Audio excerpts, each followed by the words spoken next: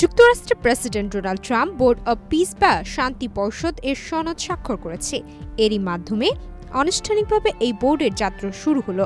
বৃহস্পতিবার সুইজারল্যান্ডের দাভোসে ৫৬তম বিশ্ব অর্থনৈতিক ফোরামের ফাঁকে এই সনদে স্বাক্ষর করেন ট্রাম্প। শুরুতে গাজার শান্তি প্রতিক্রিয়াকে শক্তিশালী করার লক্ষ্য নিয়ে বোর্ডটি গঠন করা হলেও ভবিষ্যতে এটি বিশ্বের অন্যতম সংঘাতপূর্ণ অঞ্চলেও ভূমিকা রাখতে পারবে বলে জানিয়েছেন এই বিশ্ব নেতা। একমাত্র স্মার্ট সিটি বসুন্ধরা, আধুনিকতায় এক ধাপ এগিয়ে।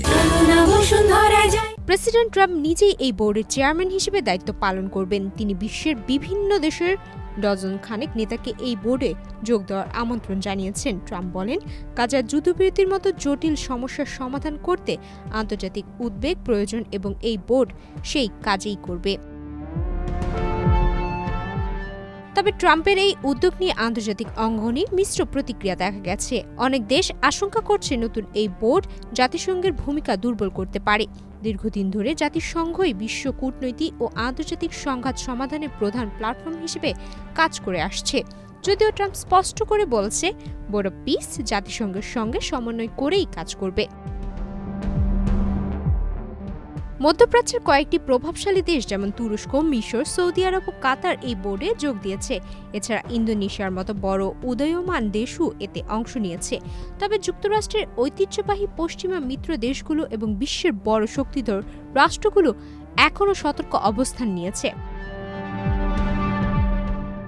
ট্রাম্প জানিয়েছে, বোর্ডের স্থায়ী সদস্য হতে হলে প্রত্যেক দেশকে $1 বিলিয়ন করে অর্থ সহায়তা দিতে হবে। তবে রয়টার্স জানায়, বোর্ডের উদ্বোধনী অনুষ্ঠানে বিশ্বের প্রধান শক্তিধর দেশের সরকার প্রতিনিধি, এমনকি ইসরায়েল বা ফিলিস্তিন কর্তৃপক্ষের কোনো প্রতিনিধিকেও দেখা যায়নি।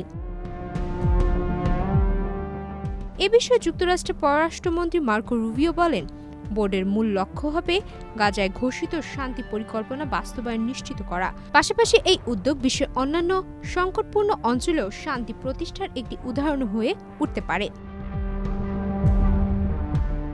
বিশ্লেষকদের মতে, গাজার যুদ্ধবিরতি এখনও খুবই নাজুক অবস্থায় রয়েছে। এই পরিস্থিতিতে ট্রাম্পের নতুন বোর্ড কতটা কার্যকর ভূমিকা পালন করতে পারবে তা নিয়ে প্রশ্ন রয়েছে। তবে একই সঙ্গে এটি আন্তর্জাতিক শান্তি প্রতিষ্ঠার একটি নতুন মাত্রা যোগ করতে পারে বলেও মনে করছেন অনেকে। সুমাইয়া মিতু, বাংলাদেশ প্রতিদিন।